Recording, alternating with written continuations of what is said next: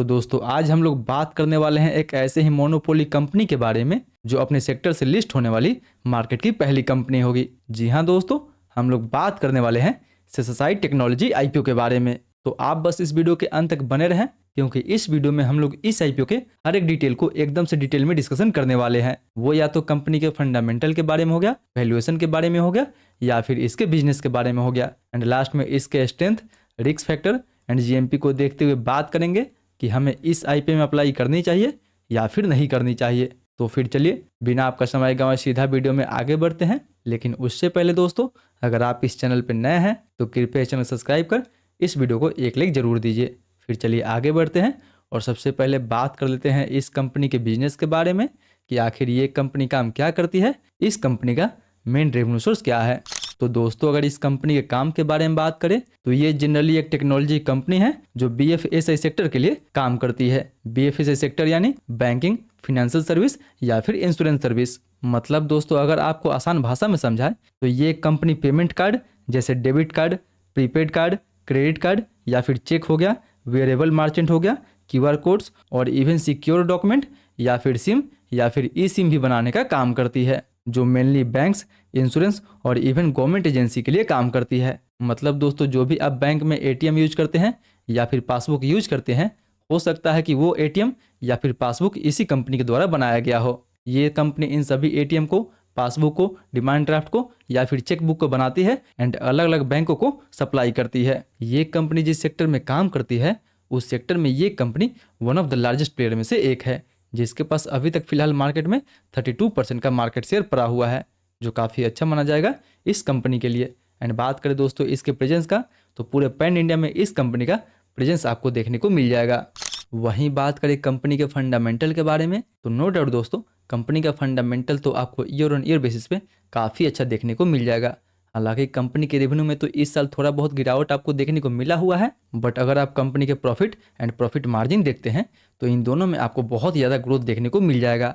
Even बात करें company के प्रॉफिट के बारे में तो पिछले एक साल में इसके प्रॉफिट में लगभग आपको 31% के आसपास तक इंक्रीज देखने को मिला हुआ है। बट ना ही ये ग्रोथ केवल इसके प्रॉफिट तक सीमित है, बट अगर आप इसका प्रॉफिट मार्जिन भी देखते हैं तो उसमें भी लगभग आपको 40% के आसपास तक ग्रोथ देखने को मिल जाएगा, जो काफ़ी अच्छा माना जाएगा इस कंपनी के लिए। वहीं इसका ROE 35%, ROCE 32%, EBITDA almost 25% and debt to equity 0.37 का है। मतलब दोस्तों कंपनी का ROE एंड ROCE तो काफ़ी बेटर है।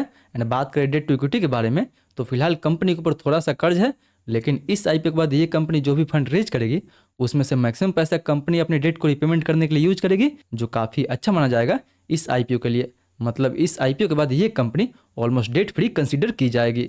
इसीलिए ओवरऑल ये जो कंपनी है वो फंडामेंटल वाइज तो आपको काफ़ी अच्छा देखने को मिल जाएगी।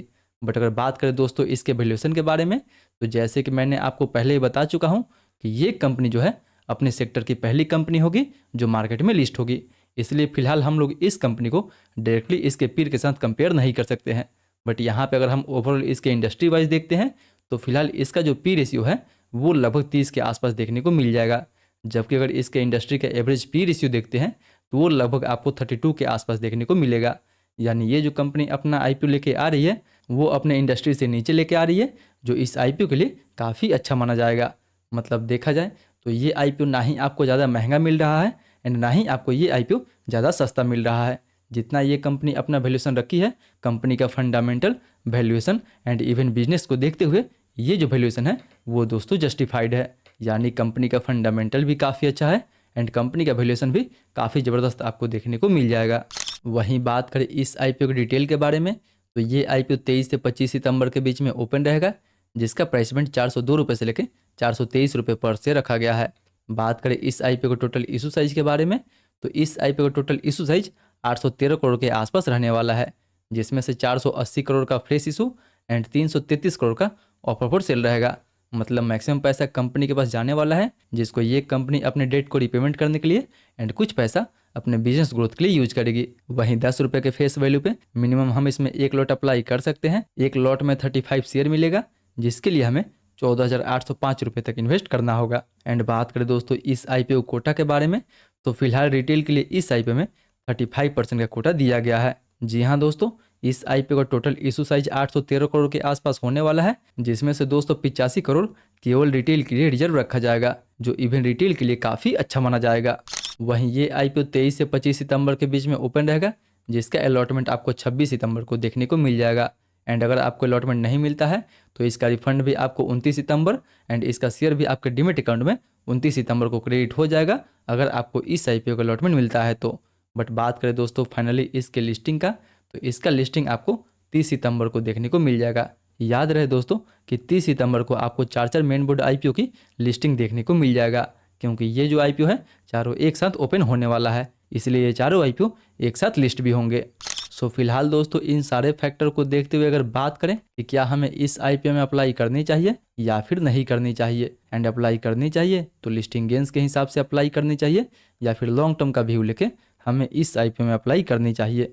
तो दोस्तों अगर सबसे पहले बात करें इस आईपीओ की लिस्टिंग गेंस के बारे में, तो फिलहाल इसके ग्रे मार्केट में लगभग आपको 30% के आसपास डिमांड देखने को मिल जाएगा। यानी अगर 30% के हिसाब से भी देखा जाए तो कहीं ना कहीं लगभग आपको 4500 के आसपास तक प्रॉफिट देखने को मिल सकता है पर लॉट पे। इसलिए दोस्तों फिलहाल अगर इसके ग्रे मार्केट में इतना अच्छा डिमांड बना हुआ है तो इस आईपीओ में तो आपको लिस्टिंग गेंस के लिए ज़रूर अप्लाई करनी चाहिए।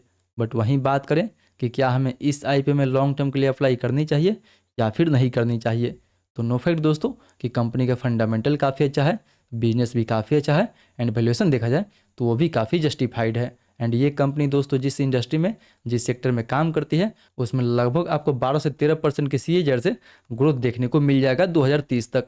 इसलिए ये जो कंपनी है वो लॉन्ग टर्म के लिए भी काफ़ी अच्छा रहने वाली है। बट में भी देखा है दोस्तों तो डिजिटल ट्रांजेक्शन की वजह से ये भी जो कंपनी है वो आगे डिस्टर्ब हो सकती है, क्योंकि अभी फिलहाल ये सब कंपनी ये डेबिट कार्ड या फिर क्रेडिट कार्ड बनाने का काम करती है। बट आजकल वर्चुअल कार्ड का एडॉप्शन काफ़ी बढ़ रहा है, इसलिए लॉन्ग टर्म में जो फिजिकल कार्ड का डिमांड है वो दोस्तों अफेक्ट हो सकता है।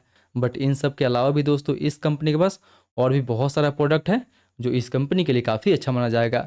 एंड जैसे कि आप जानते हैं कि ये जो कंपनी है इस सेगमेंट की, इस इंडस्ट्री की मार्केट लीडर है, जिसके पास लगभग अभी 32% का मार्केट शेयर है। तो डेफिनेटली ये जो कंपनी है वो दोस्तों लॉन्ग टर्म के लिए भी काफ़ी अच्छा रहने वाला है। बट अगर हमें इस आईपीओ में इतना अच्छा लिस्टिंग गेंस मिल रहा है तो मैं भी हमें इसमें अभी लॉन्ग टर्म के लिए ना जाके हमें लिस्टिंग गेंस के लिए एंड इवन शॉर्ट टर्म के लिए जाना बेटर रहेगा। इसलिए मैं तो फिलहाल इस आईपीओ में लिस्टिंग गेंस के लिए अप्लाई करने वाला हूँ एंड शॉर्ट टर्म के लिए अप्लाई करने वाला हूँ। बाकी आपका क्या ओपिनियन है, आप इस आईपीओ में लिस्टिंग गेंस के लिए अप्लाई करने वाले हैं, लॉन्ग टर्म के लिए अप्लाई करने वाले हैं या फिर शॉर्ट टर्म के लिए अप्लाई करने वाले हैं, वो भी आप हमें नीचे कमेंट करके ज़रूर बताएं। फिर आज के लिए बस इतना ही, मिलते हैं अगले वीडियो में। तब तक अभी बहुत सारा आईपीओ ओपन हुआ है, इन सब वीडियो पर टैप करके आप इन सब का भी फुल रिव्यू देखना ना भूलें।